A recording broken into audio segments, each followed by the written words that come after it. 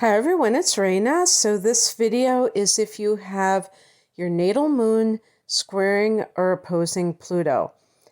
I have the conjunction between the moon and Pluto, and I've already done that one.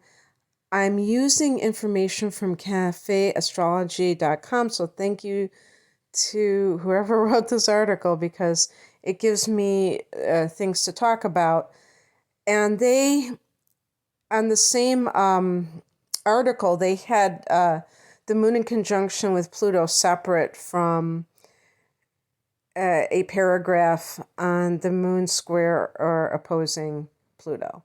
So there are slight differences in how these present, but they do lump the square and opposition together. So I'm going to do that here. So as we know, the moon is our emotional response. And so it's very instinctual. It's not something that we are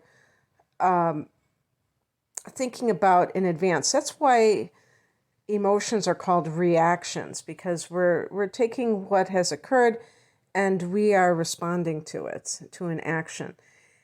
And Pluto represents power, control, underlying conditions, purification, and is the shadow self. So when you have contact between the moon and Pluto, whatever it is, and it can be like more cooperative, challenging, the conjunction, which is probably it's not really neutral.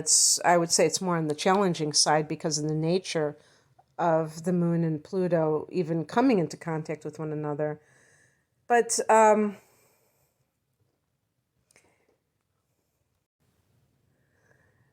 Pluto is one of the rulers of Scorpio, along with Mars. And I think it's Pluto that is really why Scorpio is considered so mysterious, or you could say secretive, if you look at it in a more challenging context. So this hard angles, which squares and oppositions are to Pluto, are going to make the person very secretive about their feelings. There's a lot of mixed emotions when you are dealing with other people if you have either one of these challenging aspects. Very intense emotionally, and therefore when somebody is intense emotionally, they want to share that with other people. But it's hard because there's a lack of trust.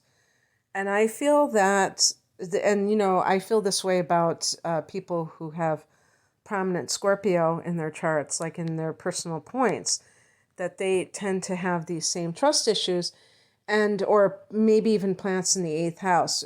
So these types of people tend to feel things very deeply, and they want that deep connection, but they don't know how other people are going to handle that information that is so private, that makes them feel vulnerable. And I've read that Scorpio hates weakness, so I feel that this is in a similar vein, that you might feel more powerful if you are withholding information rather than being open about your feelings. And because of that, that can create a vicious cycle, because what happens is if you're not open about who you really are at a deep level, and you can't bare your soul to other people that are, not everybody, but people that are close to you, they will not know what you've been through and what you're currently dealing with. And it's very hard for people to empathize with people that they are unaware of at a deeper level. They do talk about the squares versus the opposition. So I'm going specify certain situations with that, but I just want to say in general that this can be an aspect which leads to manipulation of others. And you have to be careful of that, because anyone with contact between the moon and Pluto is going to have an understanding of human nature that is superior to a lot of people's.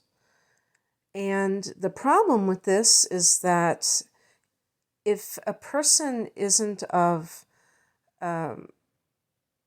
possessing internal strength, and they feel vulnerable emotionally, if they've been through trauma, it's very easy to find yourself in situations where you resort to manipulation. And this can run the gamut. This article is discussing certain behaviors, and I think, they mention manipulation, but I think that it's so easy to do it without even realizing that it is manipulation. Sulking is a form of manipulation, because you're trying to elicit guilt from someone. You're trying to show somebody that you're upset without having to say it, without having to own your feelings, take responsibility for them.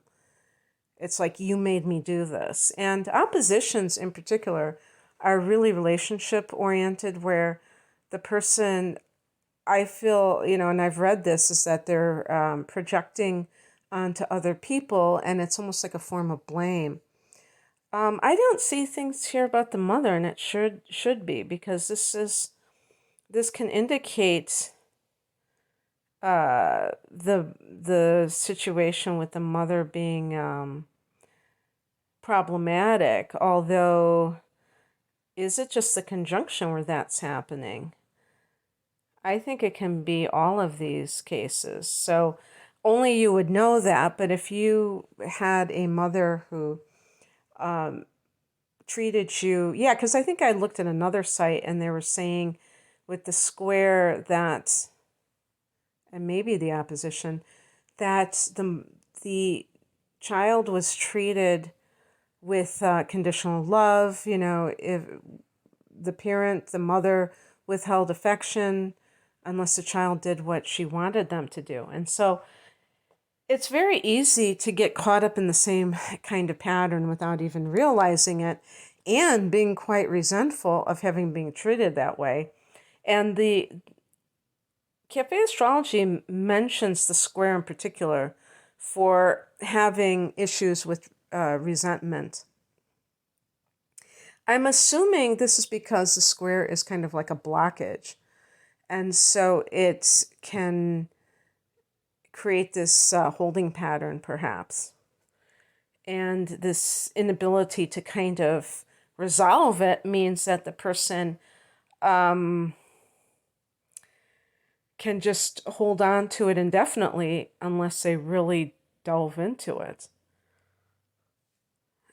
And so, for instance, if you did not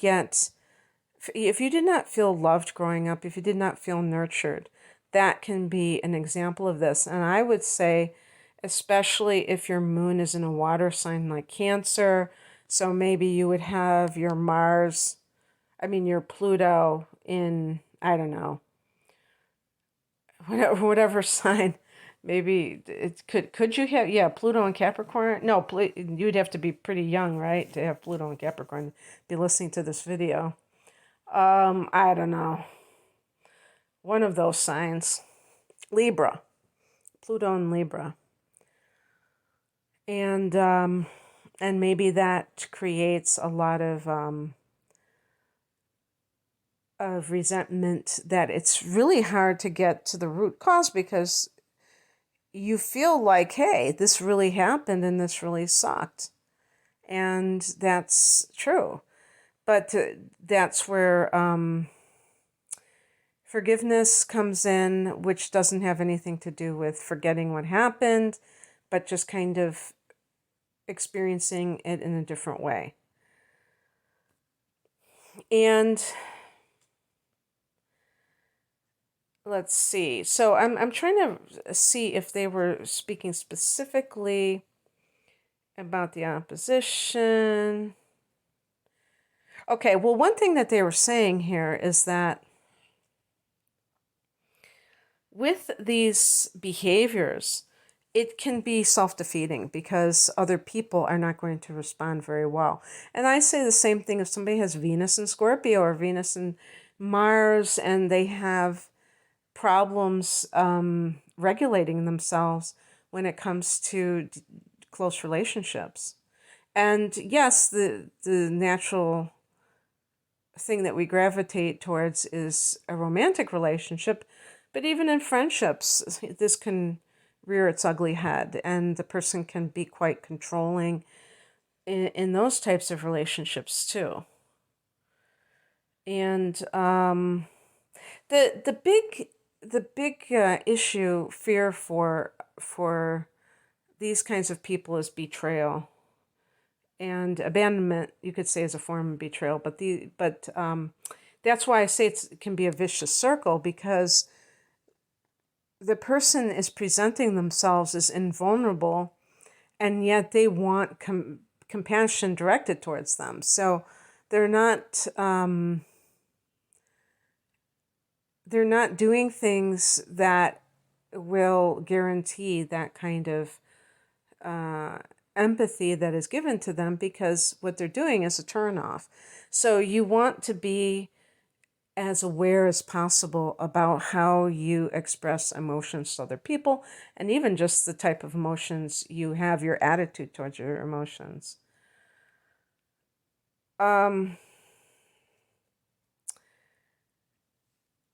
So one of the things that they mention is that some of the people with these aspects are very connected to their emotions, because you are a natural psychologist. So you relish this kind of shadow work, if you will. But other people with the same kind of aspects might be very threatened by their feelings. My phone just fell.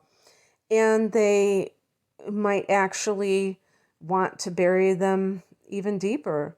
And I have observed this myself, where certain people are very afraid of their shadow self. I would say if you are a Libra sun sign, this might be the case. And a sign like Libra, the reason it would be the case is because the person feels maybe guilty that they have deep-seated resentments, or that they have these unpleasant emotions that they are trying to find an outlet for, or trauma that they're trying to kind of purge from themselves, but they don't know how, because, talking about it feels very unpleasant, unsettling, and things like that. But it really, I think if you don't identify with it being, still your reality, I think that helps a lot, because sometimes I think people are afraid of going back to this place where that was true for them, and you have to realize that that's not ever going to happen again. Not to say that we don't repeat patterns, but they can't be the exact same circumstances. Okay, now the for some reason they talk about women who have this aspect, and I don't know why they are limiting it to women. So I would say men could certainly be the same way. The opposition from the moon to Pluto is about the feelings being very intense. And this can lead sometimes to very I think this was the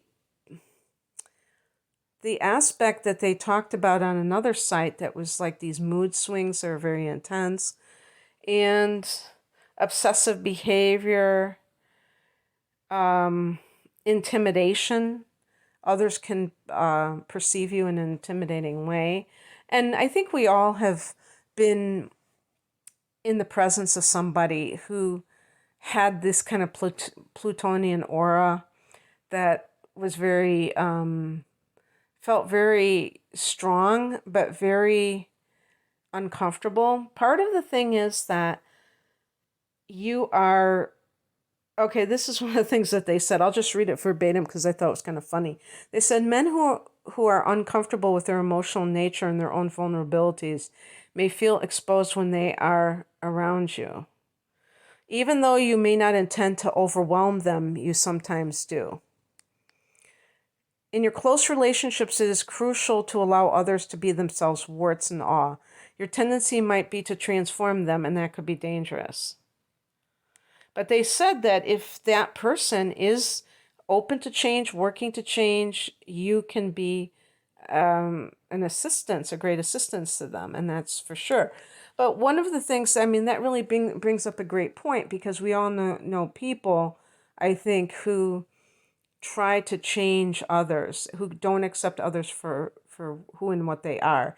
And maybe it is one of these types of aspects, and it's not because they really are wanting to demean somebody. It's because it's almost like a compulsive thing where they want to be the transformer.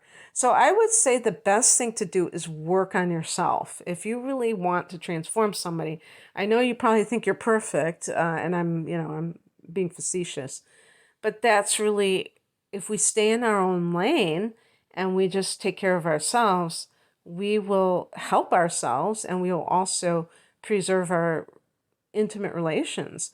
Also, another thing is to maybe go into the healing arts profession or professions, one of those professions, because then you can be a healer, and Pluto is associated with healing. But you have to transform yourself first. You have to be at the stage where you are healed to some degree, because when people who are pretty unhealed try to heal other people, it will tend to be a disaster. There'll be a lot of projection. And even if they exhibit a lot of talent and potential, they still are too raw emotionally to be able to kind of deal with things in a more detached way. Because this contact, square opposition, is the exact opposite of detached. And therefore, you have to learn how to become more objective and not take things to heart, and not try to, and also by the same token, be more vulnerable in the presence of others who are important in your life. Not try to have that facade that is invulnerable and that is really after an illusion of power. Okay, that's what I have for you. I hope that this resonated. If you would like a private reading, I'm at rainamoonastrology.com. The link is below. Take care. Bye.